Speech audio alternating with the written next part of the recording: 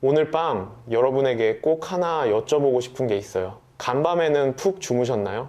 혹시 자다가 깨서 화장실에 가지는 않으셨는지요? 만약 최근 들어 화장실 가는 횟수가 부쩍 늘었거나 한밤중에 두세 번씩 눈이 떠진다면 그저 나이가 들어서 그러려니 하고 넘기시면 안 됩니다. 왜냐하면 그것은 지금 여러분의 콩팥, 즉 신장이 살려달라고 외치는 절박한 SOS 신호일지도 모르기 때문입니다. 이 대목에서 등골이 서늘해지는 숫자 하나를 말씀드려야 할 것 같습니다. 대한신장학회의 최신 보고서에 따르면 국내에서 만성 콩팥병 진단을 받는 환자 수는 무려 460만 명에 달할 것으로 추산됩니다. 이는 우리나라 성인 9명 중 1명에 해당하는 어마어마한 숫자입니다. 9명 중 1명입니다. 다시 말해 여러분의 가족, 친구 혹은 지금 옆에 앉아 계신 분 중 누군가는 이미 신장에 심각한 문제를 안고 있다는 계산이 나옵니다. 하지만 진짜 무서운 사실은 따로 있습니다. 이 수백만 명의 사람들 중 자신이 신장병을 앓고 있다는 사실을 아는 사람은 채 10%도 되지 않는다는 것입니다. 90% 이상의 분들이 자신의 신장이 서서히 아주 조용히 망가지고 있다는 사실을 까마득히 모른 채 평범한 하루하루를 보내고 계십니다. 왜 모를까요? 바로 그것이 신장이 침묵의 장기라 불리는 이유입니다. 신장은 전체 기능의 70%를 이룰 때까지 우리에게 어떠한 자각 증상도 내보이지 않습니다. 아프지도 않고 피곤하지도 않다가 무언가 이상하다고 느꼈을 때는 이미 손쓰기엔 너무 늦어버린 경우가 태반입니다. 그래서 의사들은 신장병을 조용한 살인마라고 부르며 두려워하는 것입니다. 하지만 안심하세요. 오늘 밤 이 영상을 마주하신 여러분은 정말 운이 좋은 분들입니다. 왜냐하면 지금부터 제가 들려드릴 이야기는 신장이 은밀하게 보내는 7가지 위험 신호를 정확히 알아채는 방법이자 2024년에서 2025년에 걸쳐 전 세계 의학계를 발칵 뒤집어 놓은 장과 신장의 놀라운 관계를 바탕으로 한 완전히 새로운 신장 회복의 비밀이기 때문입니다. 저는 소화기 내과와 신장내과 양쪽에서 30년 넘게 환자들을 만나며 임상 경험을 쌓아왔습니다. 지금까지 수만 명이 넘는 환자분들의 신장과 장을 들여다보며 단언할 수 있는 한 가지가 있습니다. 여러분의 신장을 지키는 마스터키는 신장 그 자체가 아니라 바로 여러분의 뱃속, 즉 장에 숨어 있었다는 사실입니다. 이 사실을 오늘 아느냐 모르느냐에 따라 5년 뒤 그리고 10년 뒤 여러분의 삶은 하늘과 땅 차이로 달라질 것입니다. 오늘 준비한 이야기는 크게 3가지 장으로 나뉩니다. 첫 번째 장에서는 여러분의 신장이 지금 이 순간 보내고 있을지 모르는 7가지 SOS 신호에 대해 아주 자세히 짚어보겠습니다. 이것만 알아두셔도 돌이킬 수 없는 강을 건너기 전에 대처하실 수 있습니다. 두 번째 장에서는 2025년 최신 의학이 밝혀낸 신장축이라는 혁명적인 이론과 장을 통해 신장을 재생시키는 인체의 신비로운 메커니즘을 설명해 드릴 겁니다. 그리고 마지막 3번째 장에서는 내일 아침 눈을 뜨자마자 당장 실천할 수 있는 장과 신장을 동시에 살려내는 구체적인 식사법과 생활 습관을 하나하나 떠먹여 드리듯 알려드리겠습니다. 특히 두 번째 장에서 들려드릴 장과 신장의 연결고리에 관한 이야기는 현장에 있는 많은 의사들조차 아직 깊이 알지 못하는 최전선의 정보입니다. 오늘 이 시간을 끝까지 함께 해주신다면 신장을 바라보는 여러분의 시선이 180도 달라질 것이라 제 이름을 걸고 약속드립니다. 다만 한 가지 부탁이 있습니다. 오늘 들려드릴 이야기는 평소보다 조금 길어질 수 있습니다. 여러분의 소중한 신장을 지키기 위해 단 하나도 허투루 빼놓을 수 없는 귀한 정보들을 꽉꽉 눌러 담았기 때문입니다. 부디 중간에 창을 닫지 마시고 따뜻한 차 한 잔과 함께 끝까지 제 이야기에 귀 기울여 주시길 부탁드립니다. 영상 후반부에는 집에서 단 30초 만에 해볼 수 있는 신장자가 진단법도 준비해 두었으니 꼭 가족분들과 함께 보며 체크해 보시길 바랍니다. 자, 그럼 여러분의 하나뿐인 신장을 지키기 위한 밤의 진료실, 그 문을 열겠습니다. 가장 먼저 첫 번째 장, 신장이 우리에게 보내는 7가지 SOS 신호에 대해 이야기해 볼까요? 그 전에 제가 진료실에서 만났던 한 환자분의 이야기부터 들려드리고 싶습니다. 3년 전 늦가을이었습니다. 가명으로 김만수 아버님이라고 부르겠습니다. 72세의 아주 정정하신 남성분이셨죠. 아버님은 은퇴 후에도 동네 파크 골프장에서 매주 땀을 흘리시고 주말이면 아내분과 텃밭을 가꾸며 누가 봐도 그림처럼 건강한 노후를 보내고 계셨습니다. 그런 아버님이 병원을 찾으신 이유는 아주 사소했습니다. 원장님, 요새 다리가 좀 붓는 것 같아요. 양말을 벗으면 자국이 영 안 없어지네. 아버님은 호탕하게 웃으시며 나이가 들어서 그렇겠죠. 별일 아니라고 생각해요. 하셨습니다. 하지만 저는 혹시나 하는 마음에 혈액 검사를 권해드렸고 며칠 뒤 그 결과를 받아든 순간 저도 모르게 말문이 막히고 말았습니다. 신장의 기능을 보여주는 수치인 신사구체 여과율, 즉 EGFR, EGFR 수치가 겨우 35밖에 되지 않았던 겁니다. 건강한 성인의 EGFR은 보통 90 이상입니다. 35라는 숫자는 신장의 기능이 이미 정상의 40% 이하로 뚝 떨어져 버렸다는 뜻입니다. 의학적인 진단명으로는 만성 콩팥병, 삼비끼, 이대로 방치했다가는 몇 년 안에 투석기계에 의존해야 할지도 모르는 벼랑 끝 상태였습니다. 제가 조심스레 결과를 말씀드리자 아버님의 얼굴에서 순식간에 핏기가 가시던 그 모습을 저는 지금도 생생히 기억합니다. 원장님, 저는 매년 꼬박꼬박 건강검진을 받았는데 왜 아무도 제 콩팥이 망가지고 있다고 말해주지 않은 겁니까? 아버님은 파르르 떨리는 목소리로 물으셨습니다. 여기에 바로 신장병에 진짜 공포가 숨어 있습니다. 우리가 매년 받는 일반적인 건강검진에서는 보통 크레아티닌이라는 항목 하나만 쓱 보고 넘어가는 경우가 많습니다. 크레아티닌 수치가 정상 범위에서 아주 살짝 벗어난 정도라면 진료실에서는 그저 조금 높긴 한데 일단 지켜봅시다 하고 무심코 넘겨버리곤 하죠. 하지만 그 지켜봅시다 하는 시간 동안에도 신장의 여과 장치들은 소리 없이 그러나 아주 확실하게 바스라지고 있습니다. 김만수 아버님처럼 스스로는 아주 건강하다고 굳게 믿고 계시는 분들 중에도 이미 신장의 위험 수위를 넘어선 분들이 셀 수 없이 많습니다. 그렇기 때문에 내 몸이 보내는 미세한 파열음을 스스로 알아채는 힘을 기르는 것이 그 무엇보다 중요합니다.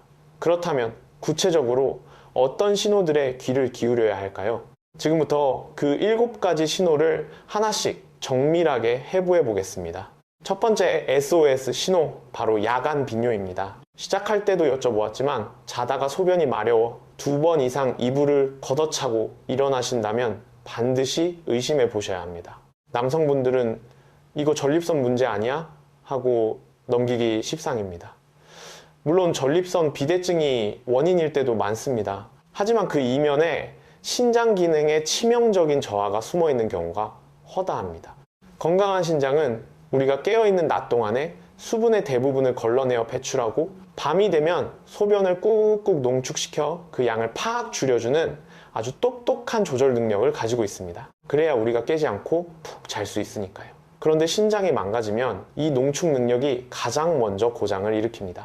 밤이 되어도 소변을 진하게 만들지 못하니 묽은 소변이 끊임없이 방광으로 흘러들어가 양이 늘어나는 것입니다. 밤에 화장실 가는 횟수가 늘었다는 건 신장이라는 정수기의 필터 성능이 떨어지고 있다는 최초의 경고등입니다. 두 번째 신호는 다리와 얼굴의 부종입니다. 김만수 아버님이 느끼셨던 바로 그 증상이죠. 저녁만 되면 신발이 꽉 끼어 발이 아프다. 아침에 눈을 뜨면 쌍꺼풀이 실종될 정도로 눈두덩이가 부어있다. 평소 잘 맞던 반지가 비누칠을 해도 빠지지 않는다. 이런 변화들은 우리 몸에 불필요한 수분과 염분이 잔뜩 고여있다는 명백한 증거입니다. 신장이 튼튼하다면 남아도는 수분은 소변을 통해 시원하게 빠져나갑니다. 하지만 배출 능력이 떨어지면 갈 곳 잃은 물이 몸 구석구석에 웅덩이처럼 고이기 시작합니다. 이것이 바로 부종의 진짜 얼굴입니다. 특히 아침에 일어났을 때 다리가 아닌 얼굴부터 부어오른다면 신장이 밤새 엄청난 부담과 싸우고 있었다는 뜻이니 하루빨리 병원 문을 두드리셔야 합니다. 세 번째 신호는 소변의 이상입니다. 매일 화장실에서 물을 내리기 전 딱 3초만 변기 안을 들여다보세요. 소변의 색깔과 거품을 보셔야 합니다. 정상적인 소변은 맑은 연노란색이나 보리차색을 띠고 거품이 일더라도 몇 초 안에 사르르 꺼집니다. 하지만 신장의 필터가 찢어지기 시작하면 원래라면 혈관 속에 얌전히 머물러야 할 귀중한 단백질이 소변으로 줄줄 새어나옵니다. 단백질은 비누나 세제 같은 계면활성제 역할을 하기 때문에 변기물에 아주 미세하고 자잘한 거품이 일고 시간이 지나도 좀처럼 사라지지 않습니다. 마치 변기에 세제를 한 방울 떨어뜨린 것처럼 조밀한 거품이 남는다면 이것은 단백뇨를 강력하게 시사하는 붉은 깃발입니다. 또한 콜라처럼 짙은 갈색이나 붉은색을 띠는 소변, 속이 들여다보이지 않을 정도로 탁한 소변 역시 신장이 비명을 지르고 있다는 증거입니다. 네 번째 신호, 아무리 쉬어도 풀리지 않는 원인 모를 피로감입니다. 최근 들어 유난히 몸이 천근만근 무겁다. 예전엔 콧노래 부르며 하던 집안일이 이제는 등산하는 것처럼 버겁다. 오후만 되면 몸이 바닥으로 꺼지는 것 같다. 이런 만성적인 피로 뒤에 신장 기능 저하가 웅크리고 있을 수 있습니다. 신장은 단순히 소변만 만드는 곳이 아닙니다. 우리 뼛속 공장인 골수에 적혈구를 만들어라 하고 명령을 내리는 에리스로포이에틴이라는 호르몬을 생산하는 아주 중요한 역할을 합니다. 신장이 망가지면 이 호르몬이 나오지 않고 결국 적혈구 생산이 뚝 끊깁니다. 적혈구가 줄어든다는 건 우리 몸 구석구석으로 산소를 배달하는 택배 기사들이 파업을 했다는 뜻입니다. 뇌와 근육에 산소가 부족해지니 당연히 하루 종일 멍하고 조금만 걸어도 숨이 차고 기운이 없는 것입니다. 의학적으로 이를 신성빈혈이라고 부릅니다. 나이 탓이 아닙니다. 피의 산소통이 비어버린 탓입니다. 다섯 번째 신호는 피부 가려움증입니다. 이건 의외로 많은 분들이 모르시는 증상인데 아주 치명적인 힌트가 됩니다. 신장이 제 할 일을 못하면 소변으로 빠져나가야 할 쓰레기들, 특히 인이나 요소질소 같은 독소들이 혈액 속에 차곡차곡 쌓입니다. 이 독한 쓰레기들이 피를 타고 돌다가 피부 밑신경을 콕콕 찔러대며 자극하는 겁니다. 좋다는 보습 크림을 한 통 다 바르고 피부과 약을 먹어도 도무지 가라앉지 않는 지독한 가려움. 만약 이런 가려움에 시달리고 계신다면 피부과가 아니라 신장내과를 먼저 가보셔야 합니다. 겨울이라 건조해서 그래 알레르기인가 봐 하고 혼자 판단하시면 절대 안 됩니다. 특히 밤에 이불을 덮었을 때 가려움이 미친 듯이 심해진다면 신장에 독소가 꽉 찼다는 증거일 확률이 대단히 높습니다. 여섯 번째 신호, 식욕 저하와 메스꺼움입니다. 밥맛이 모래알을 씹는 것 같다. 평소 좋아하던 찌개도 영맛이 안 난다. 밥만 먹으면 명치 끝이 꽉 막힌 듯 무겁고 구역질이 올라온다. 신장 기능이 뚝 떨어져 혈액 속의 요도, 즉 소변에 독소가 쌓이면 이 독소가 뇌의 구토 중추를 직접 자극하거나 위장 점막을 헐게 만듭니다. 많은 분들이 체한 줄 알고 내과에 가서 위내시경을 받지만 결과는 아무 이상 없음으로 나옵니다. 위장의 문제가 아니라 피가 탁해져서 생긴 신장 문제였기 때문이죠. 마지막 일곱 번째 신호, 가장 놓치기 쉽지만 가장 위험한 징후입니다. 바로 입냄새, 구취의 변화입니다. 신장이 망가져 소변으로 나가야 할 암모니아가 피 속에 넘쳐 흐르면 이 독가스가 폐를 거쳐 호흡을 통해 밖으로 뿜어져 나옵니다. 내쉬는 숨에서 화장실 암모니아 냄새나 생선 비린내 같은 아주 독특하고 불쾌한 냄새가 나기 시작합니다. 양치질을 3번씩 하고 독한 구강청결제로 가글을 해도 그 냄새는 절대 사라지지 않습니다. 입안에서 나는 냄새가 아니라 내장 깊은 곳에서 올라오는 냄새이기 때문입니다. 본인이나 가족의 입에서 이런 냄새가 난다면 치과 예약보다 신장 검사가 훨씬 시급합니다. 자, 7가지 신호 다시 한번 머릿속에 새겨볼까요?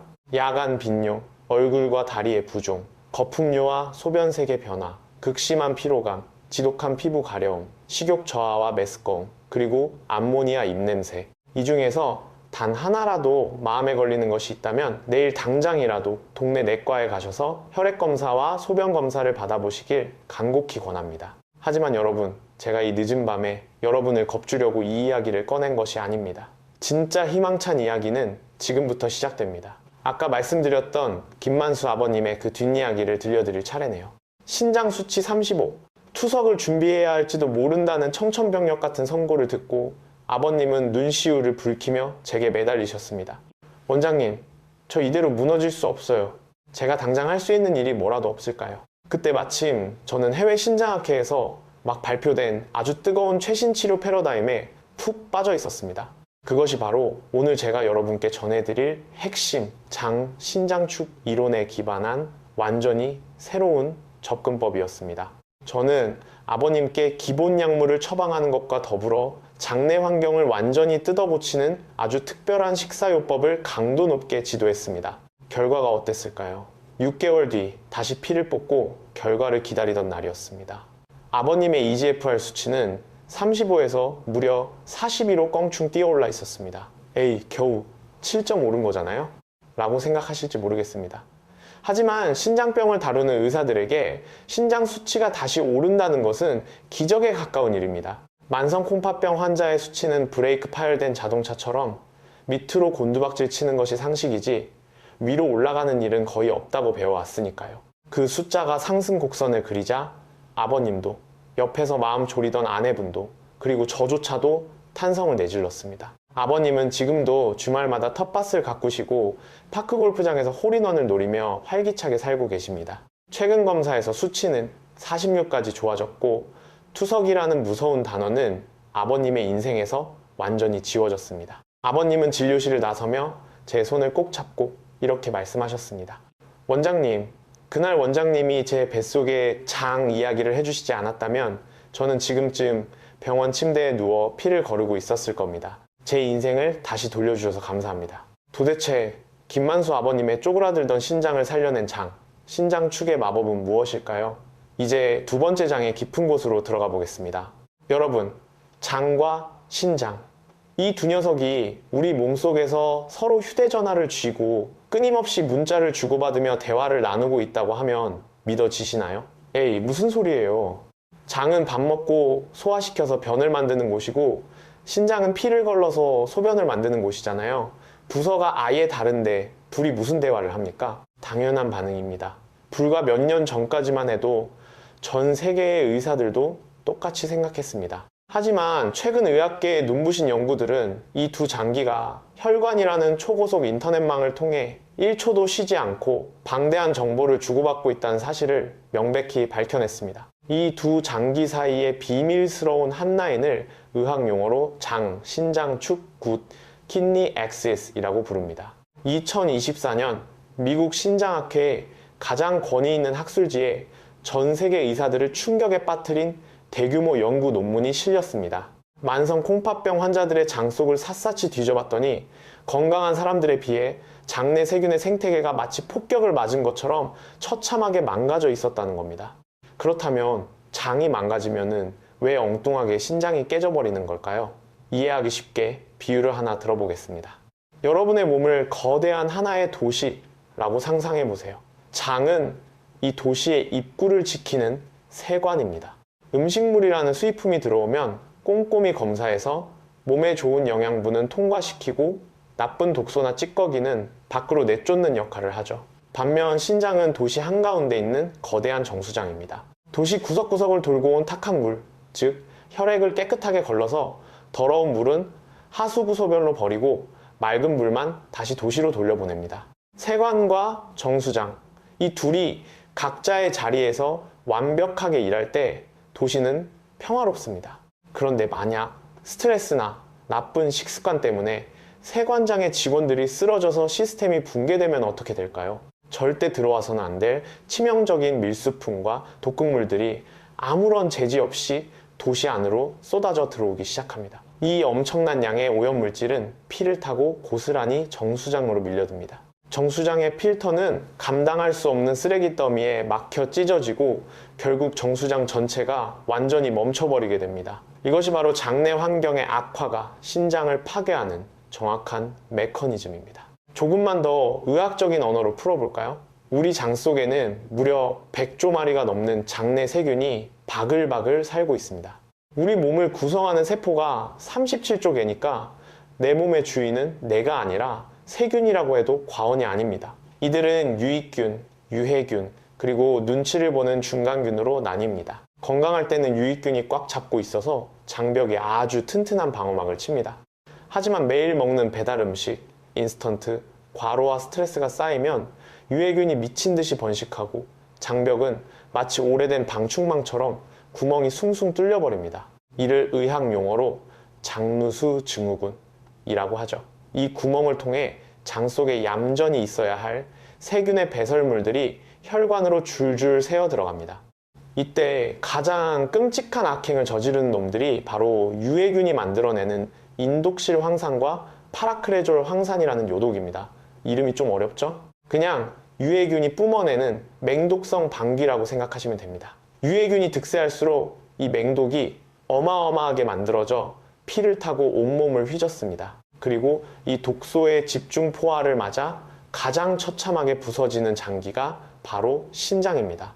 이 독소들은 신장세포에 달라붙어 무자비한 폭력을 가합니다. 강력한 산화 스트레스와 염증을 일으키죠. 산화 스트레스란 쉽게 말해 우리 몸의 세포가 시뻘겋게 녹쓰는 현상입니다. 쇠가 녹슬면 부서져서 쓸모가 없어지듯 신장세포도 녹이 슬면 기능을 완전히 잃어버립니다. 게다가 이 독소는 신장을 딱딱하게 굳게 만드는 섬유화까지 부추깁니다. 말랑말랑하고 탄력 있던 스펀지가 시멘트처럼 딱딱하게 굳어버리는 겁니다. 한 번 시멘트처럼 굳어버린 신장 조직은 두 번 다시 원래대로 돌아오지 않습니다. 그래서 무서운 겁니다. 독소를 뿜어내는 진원지인 장을 그대로 내버려 둔 채 아무리 값비싼 신장약을 먹어봐야 밑 빠진 독에 물 붓기라는 뜻입니다. 여기서 끝이 아닙니다. 장과 신장의 관계는 일방통행이 아닙니다. 장이 망가지면 신장이 부서지죠. 그런데 신장이 부서지면 이제는 거꾸로 신장이 장을 공격하기 시작합니다. 신장이 고장나 피 속에 요독이 가득 차면 이 독소가 다시 장으로 흘러들어가 유익균들을 모조리 굶겨 죽이고 유해균이 살기 좋은 지옥 같은 환경을 만들어 버립니다. 유해균이 신나서 더 많은 독소를 뿜어내고 그 독소는 또다시 신장을 후벼 팝니다. 장이 신장을 찌르고 신장이 장을 찌르는 이 끔찍한 복수극. 이 악순환의 소용돌이가 가속 페달을 밟으면 환자는 본인도 모르는 사이에 투석실 문을 열고 들어가야 하는 단계까지 추락하고 맙니다. 제 이야기를 들으시며 가슴이 철렁 내려앉은 분들도 계실 겁니다. 하지만 동전의 양면처럼 이 무서운 이야기는 곧 가장 확실한 희망의 메시지이기도 합니다. 이 악순환의 고리 중 단 한 곳, 즉 장내 환경만 완벽하게 고쳐놓으면 신장이 망가지는 것을 멈추고 오히려 회복의 길로 돌아서게 만들 수 있다는 뜻이니까요. 2025년 유럽 신장학회에서 발표된 임상 연구 하나가 전 세계 의사들의 가슴을 뛰게 만들었습니다. 만성 콩팥병 3기에서 사기, 즉 투석을 목전에 둔 환자들을 대상으로 특정 유익균과 식이섬유를 듬뿍 먹이는 장내 환경 개선 프로젝트를 6개월간 진행했습니다. 결과는 놀라웠습니다. 환자들의 피 속을 떠돌던 맹독성 물질, 인독실 황산의 농도가 평균 30%나 뚝 떨어졌고 절벽으로 떨어지던 신장 기능, 수치 EGFR의 하락 속도가 눈에 띄게 멈춘 것입니다. 심지어 일부 환자들은 앞서 말씀드린 김만수 아버님처럼 수치가 거꾸로 올라가는 기적을 보여주기도 했습니다. 결론은 하나입니다. 장을 다스리는 자가 신장을 구한다. 이것이 바로 장신장축 이론의 심장이자 지금 전 세계 의료계가 주목하는 가장 강력하고 혁명적인 신장치료의 최전선입니다. 여기서 또 한 분의 이야기를 꺼내지 않을 수 없네요. 78세 여성, 가명으로 이순자 어머님이라고 하겠습니다. 어머님은 수십 년간 앓아온 당뇨와 고혈압의 합병증으로 신장이 서서히 말라가고 있었습니다. 신장 수치는 28. 대학병원 주치의로부터 어머님, 이제 슬슬 팔에 혈관 수술하고 투석 준비하셔야겠습니다 라는 말을 듣고 펑펑 우시며 제 진료실을 찾아오셨습니다. 저는 어머님을 자리에 앉히고 평소 뭘 드시는지 식습관을 아주 집요하게 캐물었습니다. 아니나 다를까 치명적인 문제들이 고구마 줄기처럼 딸려 나왔습니다. 아침엔 식빵에 햄 한 조각, 점심엔 귀찮다고 냉동 볶음밥이나 편의점 도시락, 저녁엔 짭짤한 장아찌에 흰쌀밥, 그리고 찌개 국물. 채소는 입에도 대지 않으셨고 발효 음식은 냄새난다고 멀리 하셨습니다.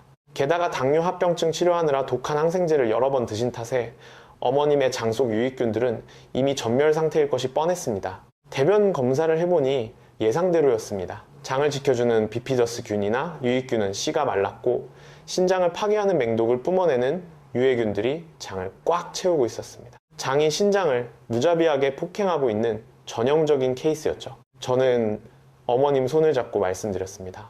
어머님, 대학병원 약은 무조건 챙겨 드셔야 합니다. 하지만 저랑 딱 한 가지만 더 해봅시다. 뱃속의 장을 어르고 달래서 신장을 보호하는 방어막을 쳐볼 겁니다. 저 한번 믿어보시겠어요? 어머님은 반신반의하셨지만 투석기계에 피를 뽑는 것만 피할 수 있다면 흙이라도 씹어먹겠다며 굳게 다짐하셨습니다. 제가 어머님께 내드린 구체적인 숙제는 잠시 후 세 번째 장에서 남김없이 공개하겠습니다. 결론부터 말씀드리면 1년 뒤 어머님의 신장 수치는 28에서 33으로 기적처럼 다시 차올랐습니다. 피를 탁하게 만들던 독소 수치는 반토막이 났고 밤마다 피가 나도록 긁어대던 전신 가려움증도 씻은 듯이 사라졌습니다. 어머님은 진료실 문을 열고 들어오시자마자 눈물을 쏟으셨습니다. 원장님, 꿈 같아요. 밤에 가려워서 깨지 않고 푹 자는 것만으로도 살 것 같아요. 세상이 다 환해 보입니다. 투석 이야기는 완전히 백지화되었고 어머님은 지금도 한 달에 한 번씩 화사하게 웃으며 검진을 받으러 오십니다. 김만수 아버님과 이순자 어머님, 이 두 분의 공통점이 무엇일까요? 망가져가는 신장만 멍하니 바라보며 절망하지 않고 눈을 돌려 생명의 뿌리인 장을 근본적으로 치료했다는 점입니다. 자, 이제 장과 신장의 끈끈한 연결고리를 완벽하게 이해하셨을 겁니다. 그렇다면 지금부터 여러분이 가장 목 빠지게 기다리셨을 이야기, 바로 세 번째 장으로 넘어갑니다. 구체적으로 뭘 어떻게 먹고 행동해야 장과 신장을 동시에 살려낼 수 있는지, 내일 아침 눈을 뜨자마자 당장 실천할 수 있는 완벽한 가이드라인을 하나부터 열까지 세세하게 짚어드리겠습니다. 가장 먼저 기억하셔야 할 것은 장, 신장축을 살려내는 치료에는 튼튼한 3개의 기둥이 있다는 사실입니다. 첫 번째 기둥은 장을 살리는 식사, 두 번째 기둥은 신장을 씻어내는 수분 관리, 세 번째 기둥은 혈류를 뚫어주는 생활 습관입니다. 이 세 기둥이 무너지지 않고 균형을 이룰 때 장과 신장을 갉아먹던 악순환의 톱니바퀴가 멈추고 생명을 살리는 선순환으로 돌아가기 시작합니다. 그럼 첫 번째 기둥, 장을 살리는 식사부터 파헤쳐 볼까요? 장을 살리기 위한 핵심은 아주 단순합니다. 내 편인 유익균의 숫자는 늘리고 적군인 유해균은 굶겨 죽이는 겁니다. 이를 위해 두 가지 작전이 동시에 들어가야 합니다. 하나는 밖에서 튼튼한 유익균 용병들을 직접 넣어주는 프로바이오틱스 작전, 다른 하나는 이미 장 속에 살고 있는 유익균들에게 그들이 환장하는 최고급 밥을 줘서 힘을 키우는 프리바이오틱스 작전입니다. 이 두 가지를 한 번에 폭격하는 것을 최신 영양학에서는 심바이오틱스, 심비오틱스라고 부르며 이것이 장 신장축을 회복시키는 가장 강력한 무기입니다. 먼저 유익균 용병을 투입하는 프로바이오틱스 이야기부터 해보죠. 우리 한국인의 밥상에서 가장 강력하고 훌륭한 유익균 보급 창고가 어디에 있을까요? 비싼 영양제 통이 아닙니다. 바로 우리 조상들이 수백 년간 매일 먹어온 전통 발효식품입니다. 된장, 청국장, 동치미 같은 물김치, 나토, 그리고 전통 감주. 이 소박한 음식들 안에 신장을 살려낼 기적의 유익균들이 우글우글 살아 숨쉬고 있습니다. 특히 주목하셔야 할 발효식품을 딱 짚어드릴게요. 첫 번째는 단연코 된장입니다. 콩을 발효시켜 만든 된장은 대한민국이 세계에 자랑하는 발효식품의 제왕이죠. 된장에 푹 익으면서 생기는 유산균은 망가진 장벽에 시멘트를 발라 튼튼하게 보수하는 역할을 합니다. 게다가 콩에 들어있는 이소플라본 성분은 신장의 불난 곳을 끄는 강력한 소방수 역할을 한다는 연구 결과가 차고 넘칩니다. 이쯤 되면 꼭 이런 질문이 나옵니다. 원장님, 된장 짠데 신장에 독약 아닙니까? 맞습니다. 염분 걱정 되시죠?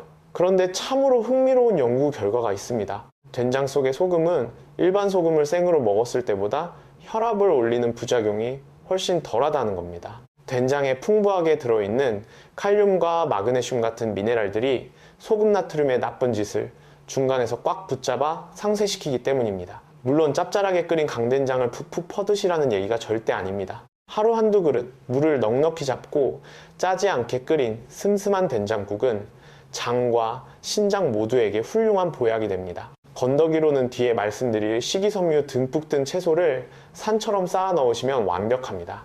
두 번째는 백김치와 동치미 같은 맑은 김치류입니다. 고춧가루와 젓갈이 듬뿍 들어간 짠 김치 말고 무와 배추를 맑게 발효시킨 이런 물김치에는 식물성 유산균이 꽉꽉 들어차 있습니다.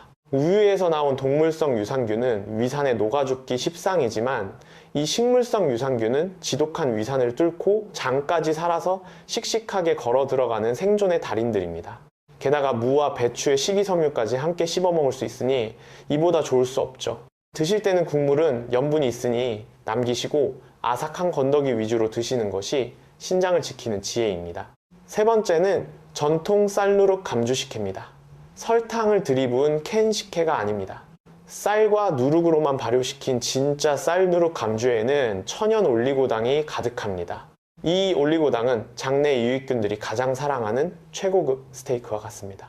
유익균들이 이걸 먹고 힘을 내서 맹독을 뿜는 유해균들을 몰아냅니다. 아침 식사 때 소주잔으로 한두 잔 정도 야고십 뺑엠을 꾸준히 드시는 것을 추천합니다. 네 번째는 청국장과 나토입니다. 나토나 청국장이 장에 좋다는 건 온 국민이 다 알지만 이게 신장을 살린다는 사실은 의사들도 잘 모릅니다. 발효된 콩의 끈적끈적한 실타래 속에는 나토키나제라는 혈전용의 효소가 들어있습니다. 이 효소는 끈적이는 피를 맑고 맑은 시냇물처럼 뚫어주어 미세 혈관 덩어리인 신장으로 피가 콸콸 흐르게 도와줍니다. 또한 발효 과정에서 생기는 비타민 K는 핏줄에 칼슘이 들러붙어 혈관이 시멘트 파이프처럼 딱딱해지는 석회화를 막아주는 1등 공신입니다.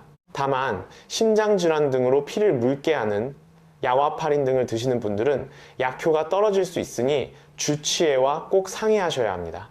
여기서 잠깐 아주 무서운 경고 하나 드리겠습니다. 이 발효식품들은 어디까지나 식사요법의 훌륭한 조연일 뿐입니다.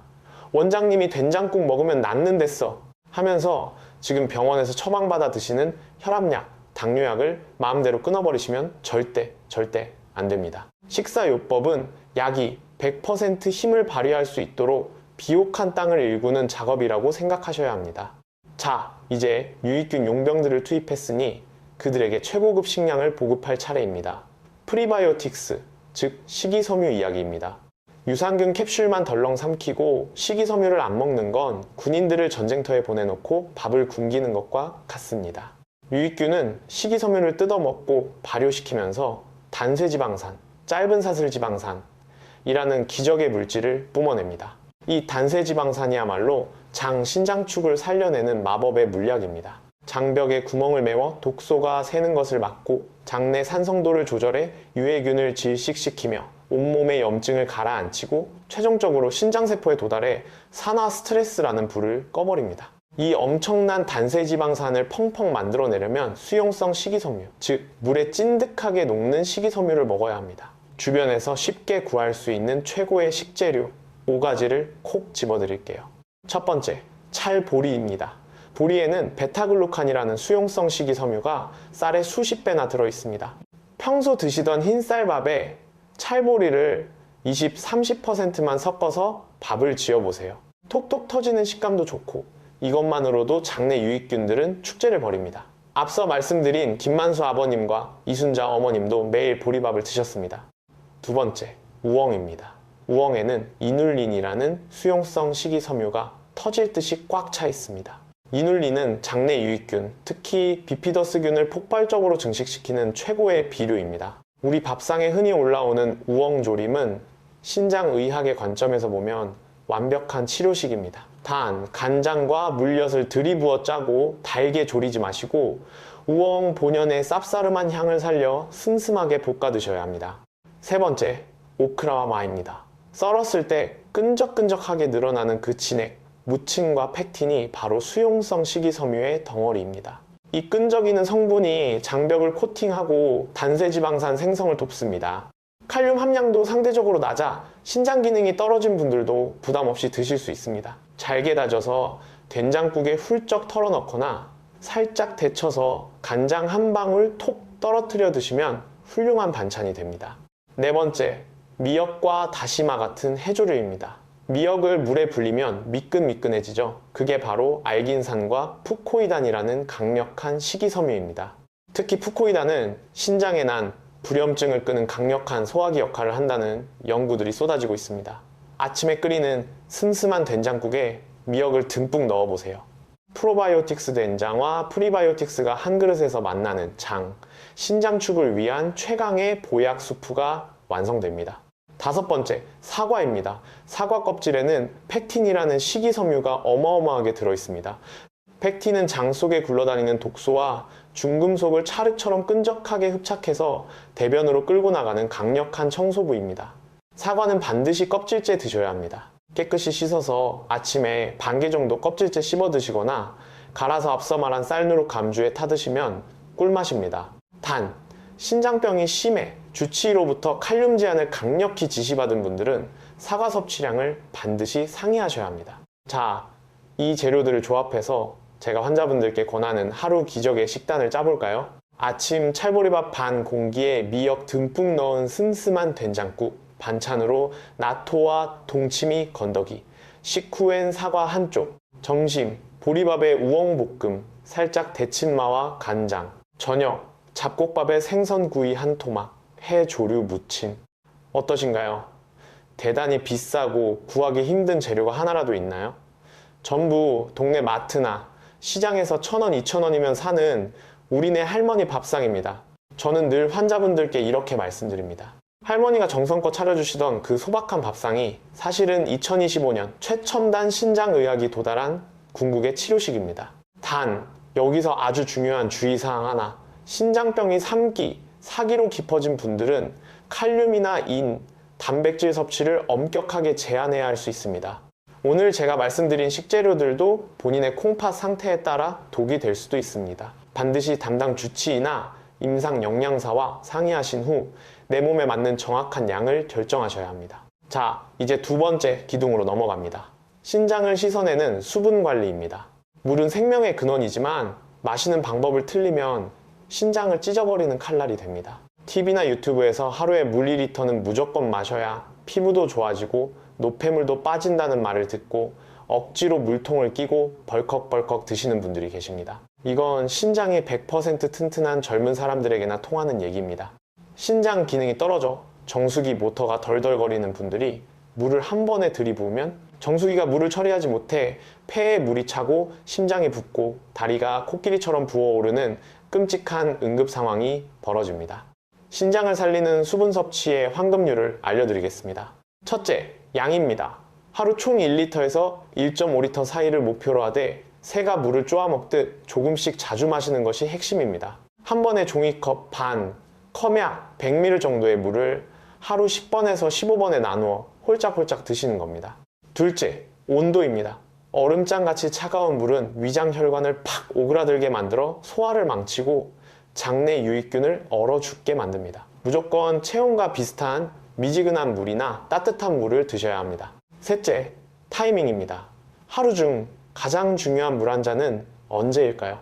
바로 아침에 눈을 뜨자마자 마시는 따뜻한 물 반 컵입니다. 우리가 자는 7, 8시간 동안 몸에 수분이 들어오지 않아 아침에 일어나면 우리 피는 마치 끈적끈적한 물엿처럼 탁해져 있습니다. 이 끈적한 피를 억지로 걸러내야 하는 신장 입장에서는 아침이 가장 고통스러운 지옥불입니다. 눈 뜨자마자 따뜻한 물 반 컵을 천천히 씹어 드시듯 넘기세요. 굳어있던 내장이 따뜻하게 풀리면서 신장으로 가는 혈관이 부드럽게 열립니다. 커피나 녹차 좋아하시는 분들 많으시죠? 조심하셔야 합니다. 카페인은 강력한 이뇨 작용을 합니다. 내 몸에 물을 채워주는 게 아니라 억지로 소변을 쥐어짜서 몸 밖으로 수분을 내다버리는 역할을 합니다. 아메리카노 한 잔을 마셨다면 그로 인해 빠져나간 수분을 채우기 위해 맹물 한 잔 반을 추가로 더 마셔야 한다는 사실을 절대 잊지 마세요. 커피는 물이 아닙니다. 내 몸에 수분이 적당한지 가장 쉽게 아는 방법은 소변색을 보는 겁니다. 투명한 레모네이드 색깔이라면 완벽합니다. 하지만 진한 비타민 음료색이나 오렌지색에 가깝다면 몸이 바싹 타들어가고 있다는 뜻이니 당장 물 한 모금을 드셔야 합니다. 마지막 세 번째 기둥, 신장으로 가는 고속도로를 뻥 뚫어주는 생활 습관입니다.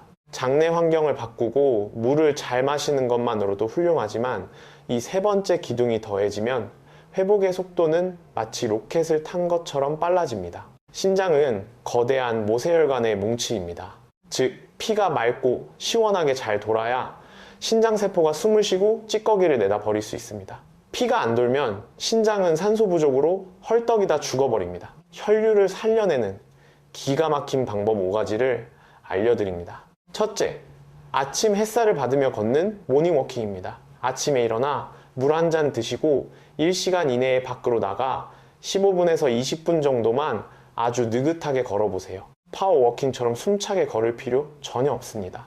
핵심은 눈으로 아침 햇빛을 받아 뇌의 생체시계를 리셋하고 제2의 심장이라 불리는 종아리 근육을 펌프질하는 겁니다. 종아리가 수축하고 이완하면서 다리로 쏠려있던 피를 심장과 신장으로 힘차게 뿜어 올려줍니다. 단, 자고 일어나자마자 굳은 몸으로 뛰는 건 심장의 쥐약이니 절대 금물입니다.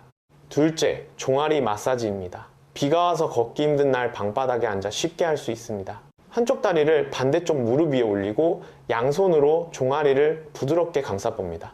그리고 발목에서부터 무릎 뒤쪽, 뒤를 향해 아래에서 위로 쓸어 올려줍니다. 꽉꽉 누를 필요 없이 기분 좋을 정도로만 쓱쓱 문질러주세요. 한쪽 다리에 2분씩 하루 2번만 해도 신장으로 가는 혈류량이 쑥쑥 올라가고 다리 부종이 마법처럼 빠집니다. 셋째, 복식 호흡입니다. 이것은 장과 신장을 동시에 마사지하는 일석이조의 명약입니다. 편안히 앉아 배에 손을 얹고 코로 4초 동안 천천히 숨을 들이마시며 배를 남산만하게 빵빵하게 부풀립니다. 그 다음 입을 오므리고 8초 동안 길게 후 내뱉으며 배를 등가죽에 붙인다는 느낌으로 쏙 집어넣습니다. 이걸 5번에서 10번만 반복해보세요. 횡격막이 위아래로 깊게 움직이면서 내장 전체를 주물러 주어 뱃속의 피가 폭포수처럼 돕니다. 게다가 부교감 신경이 켜지면서 혈관이 스르르 이완됩니다. 아침에 눈 떴을 때, 식후에, 자기 전에 하루 3번만 하시면 보약이 따로 없습니다. 넷째, 올바른 반신욕입니다.